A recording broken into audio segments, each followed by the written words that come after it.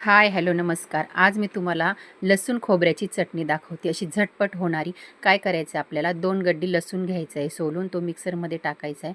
त्याच्यात आपल्याला हलकं भाजलेलं थोडंसं जिरं घालायचं आहे, थोडंसं हलकंच भाजून घ्यायचं आहे आणि मग आधी आपण ह्याला एक गरका मारून घेऊया. नंतर आपल्याला काय करायचं आहे, खोबऱ्याचे काप करून सनी ते तेलामध्ये आपल्याला चांगले परतून घ्यायचे. लालसर नसलं तर तुम्ही किसूनही टाकू शकता भाजून.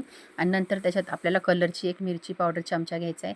अजून आपली घरची मिरची घ्यायचा 1 चमचा आणि थोडंसं मीठ घालायचं आहे म्हणजे चवीनुसार.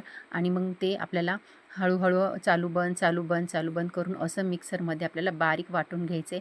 बघा अशी मस्त चटणी तयार झालेली आहे. तुम्ही ही चटणी फ्रीजमध्ये ठेवली ना तर 10-12 दिवस सहज टिकते आणि जर बाहेर ठेवायची असेल तर 5-6 दिवस सहज टिकते. खायला खूप छान लागते. आवडली असेल तर लाईक करा, शेअर करा, सबस्क्राईब करा.